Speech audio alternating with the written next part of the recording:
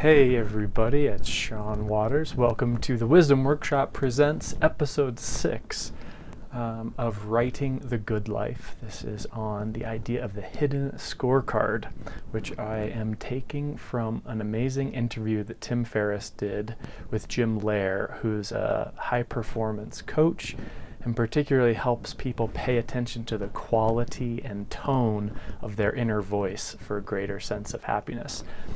This is part of our foundational week of Writing the Good Life as a way to pay attention to the things that matter and pay less attention to the things that don't matter, in line with the big philosophical goal of understanding our purpose and having a good bedrock foundation of where we're going that's going to help us make decisions when things don't go the way we plan or that new opportunities arise that we couldn't foresee.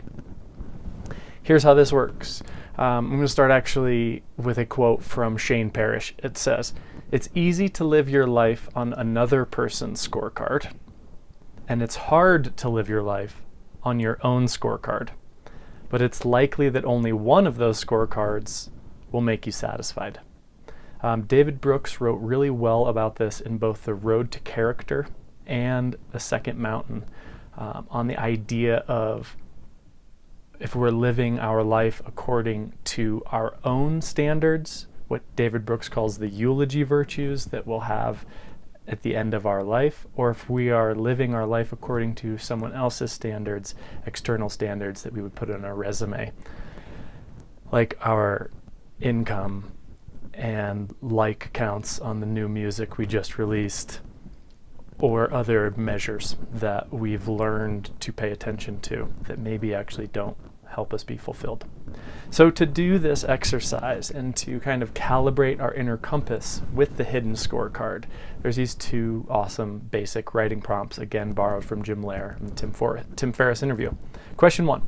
When are you most proud of yourself?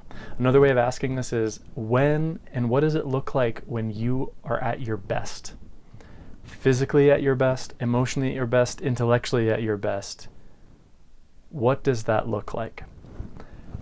You could write on this for a while, but I'm going to suggest that you just do 6 to 8 words to keep this super basic and simple.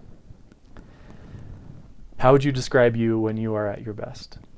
Number 2, what do you want to be on your gravestone?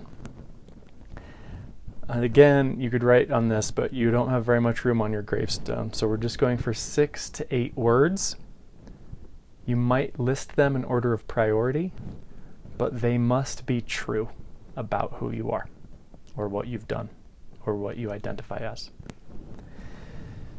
So again, 6 to 8 words on both of these, and then you're in a position to actually compare and look at what you've written and calibrate more tune on what you want to be scoring yourself on.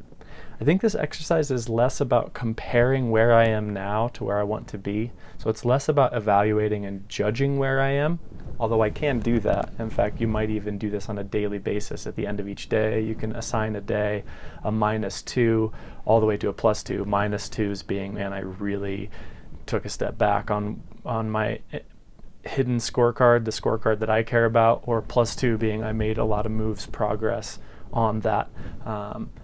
It's less about kind of scoring where we are, in my experience, and more about articulating what it is.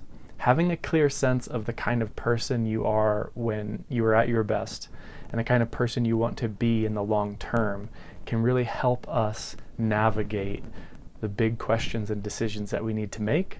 And in knowing ourselves more, and this vision of ourselves also makes us more immune to failure, more resilient, because we have an inner rock or an inner sense of what we're doing, despite how the world reacts to what we create.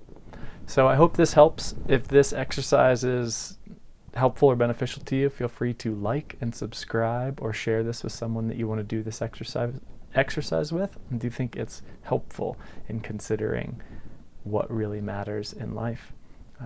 Let me know any questions that you have below, and we will see you next time. We'll be going over 3 different kinds of ingredients to make a good life, to make a happy decisions. Thank you very much. Hope this finds you well in your workshop, and we'll see you next time.